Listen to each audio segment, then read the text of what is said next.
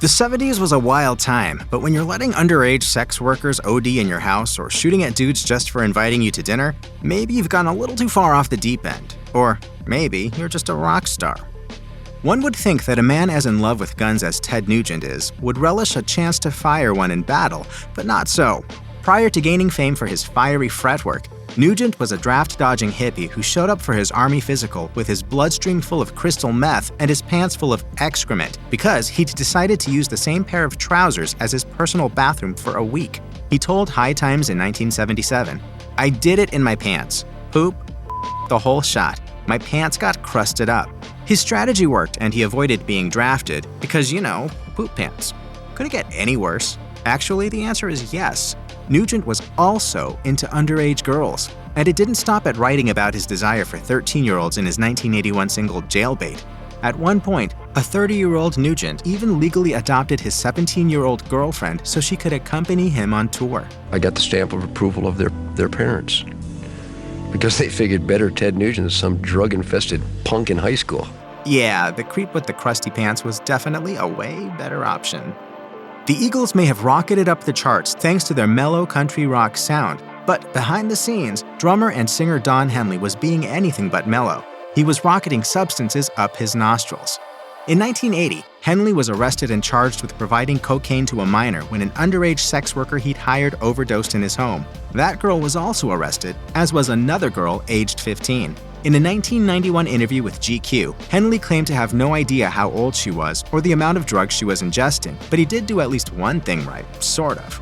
He said, "I didn't want this girl dying in my house. I wanted to get her medical attention.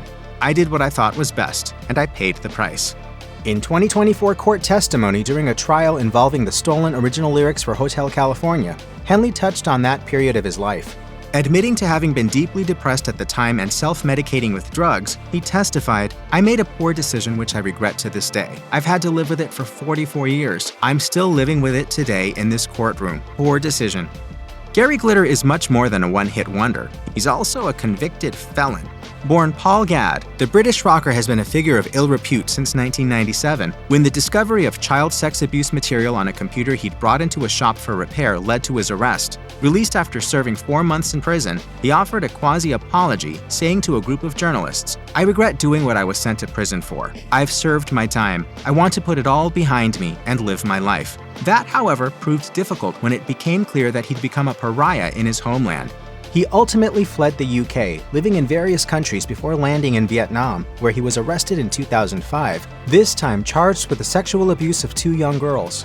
He was convicted and served 27 months in prison before his release in 2008. His pedophile past caught up with him in 2015 when Gadd was extradited to Britain to face charges relating to even more sexual exploits with minors in the 1970s. He was convicted and sentenced to 16 years behind bars.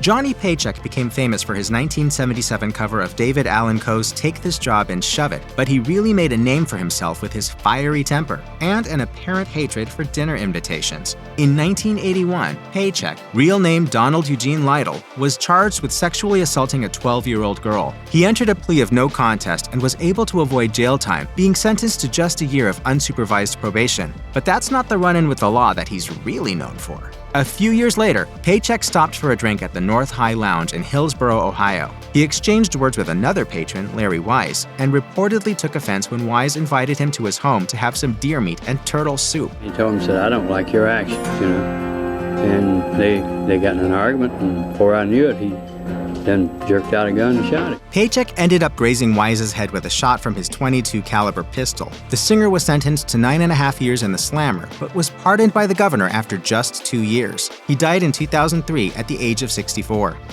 Do you love animals? Then you might want to skip this part. Before he was MTV's favorite sitcom dad, Ozzy Osbourne was better known as the Prince of Darkness. Rightfully so. Back in the 70s, Ozzy and his then-wife Thelma lived in the country, where Ozzy developed a new hobby, killing animals. Apparently, really jonesing for an omelet one day, he realized that their chickens hadn't laid any eggs for a few days, so he took a gun into the chicken coop and opened fire. Sounds like literal overkill, right? Well, it somehow gets worse. Ozzy recalled in an interview with The Scotsman, "I was taking drugs so much I was a The final straw came when I shot all our cats.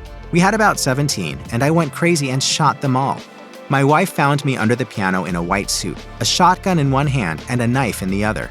And then there was the time his local vicar dropped by, and Thelma inadvertently served him hashish-laced brownies. When the clergyman passed out, Ozzy feared he died and did what any good citizen would do, dragged the man back to his own home. Ozzy was shocked to later see him alive and well, though with all the drugs he took, it may not have even been the weirdest thing he saw that day.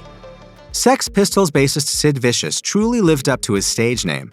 His own friend, John Gray, told Johnny Rotten for his memoir that Vicious would, quote, strangle cats and slash himself with an old Heinz baked beans tin lid. There was also the infamous incident in which Vicious, displeased by a bad review from British music journalist Nick Kent, tracked Kent down and bashed him in the head with a bicycle chain. And yet, all that bad behavior paled in comparison to his 1978 arrest for the murder of his girlfriend, Nancy Spungen, in New York City's famed Chelsea Hotel. Spungen had been stabbed in the abdomen and bled to death. Vicious initially confessed to killing her, but later changed his story and claimed that he'd been asleep when she was stabbed. Vicious died just a few months later of a heroin overdose at 21 years old. He was still awaiting trial for first-degree murder.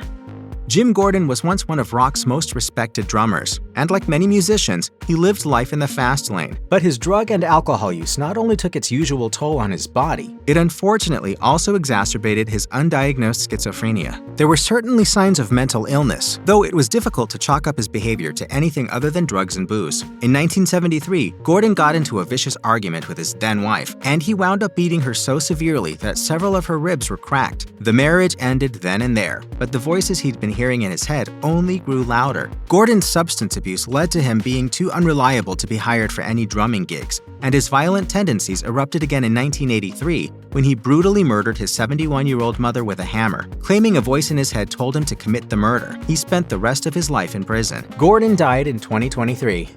John Phillips was the chief songwriter, leader, and musical visionary of LA-based folk rock group The Mamas and the Papas. He was also seriously addicted to cocaine and heroin in the mid-70s. It's not out of the realm for musicians to struggle with drugs, but after Phillips died in 2001 due to complications from a liver transplant, his story took an absolutely shocking turn. In her memoir, High on Arrival, his daughter, actor Mackenzie Phillips, alleged that she and her father had a sexual relationship that lasted for years, while both were heavily using drugs. While promoting the book on Today, Mackenzie revealed what might be the wake-up call to end all wake-up calls. She became pregnant and couldn't be certain whether it was her husband or her dad who was the father. She said, "I was horrified. It brought me smack dab into present time. The implications of it were just so intensely disturbing to me that I had an abortion. I never let him touch me again."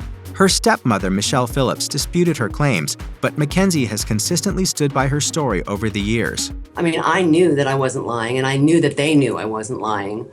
But if they needed to do that, that's what they needed to do.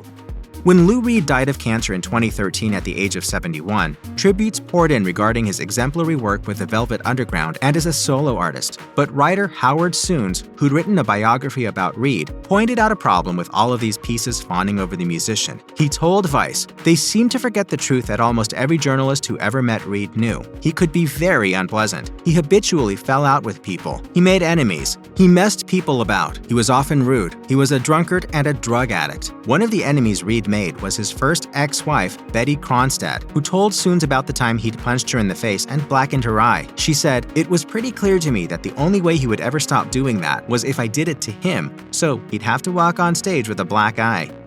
Eric Clapton is an undeniably talented guitarist who has said some equally undeniably racist things. During a 1976 concert in Birmingham, England, Clapton drunkenly addressed the audience and offered his support for British politician Enoch Powell, who'd generated controversy for his anti-immigrant rhetoric and predictions of a race war. Clapton made his stance on non-white immigrants clear, telling the crowd, "I don't want you here, in the room or in my country. I think Enoch's right. I think we should send them all back. Stop Britain from becoming a black colony. Get the foreigners out. England is for white people, man. We are a white country." Clapton blamed his drinking and drug use for the racist tirade during a 2018 press conference for the documentary Eric Clapton, Life in 12 Bars. He said, "I sabotaged everything I got involved with. I was so ashamed of who I was, a kind of semi-racist, which didn't make sense."